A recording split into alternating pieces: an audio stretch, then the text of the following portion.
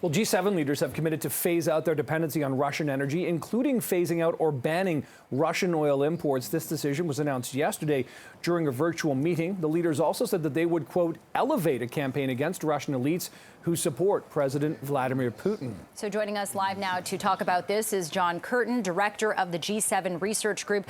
John, thank you for joining us this morning. How significant is this move, the G7 phasing out Russian oil? We know that this will have implications here at home, obviously, but will this escalate things? Will this somehow cross the red line that we've been talking about for Putin? I don't think it'll cross the red line for Mr. Putin in the sense that it'll initiate a new level of aggression and military measures from him.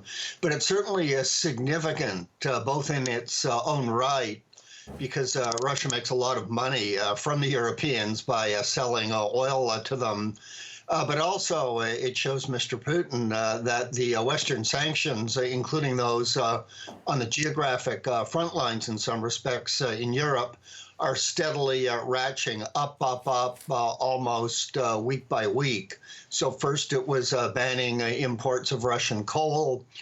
Secondly, it's now oil with a formula so that every member of the European Union can join in.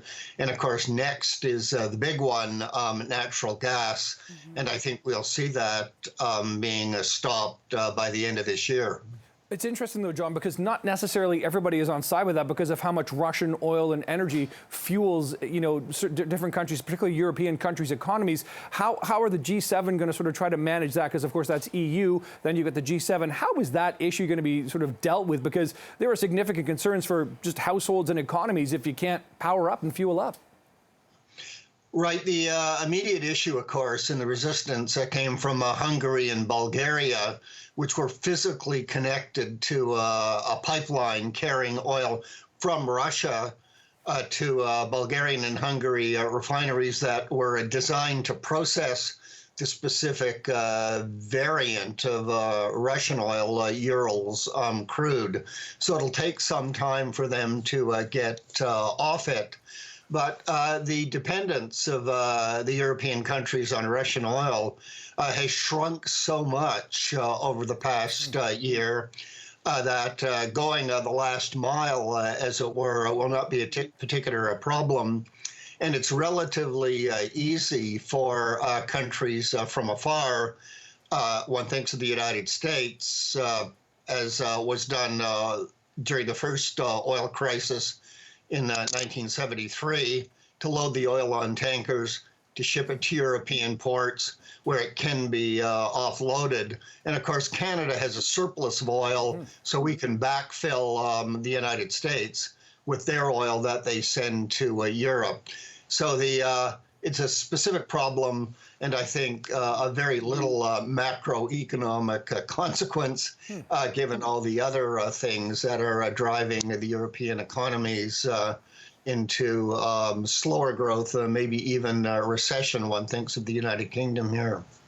John, let's move from oil to some of the world leaders, G7 leaders really stepping up to support Ukraine. We know that Prime Minister Trudeau made a surprise visit to Ukraine with the reopening of the Canadian embassy and the flag raising. I know a lot of this is symbolic, but why is this visit so important? And does the reopening of the embassy signify anything important?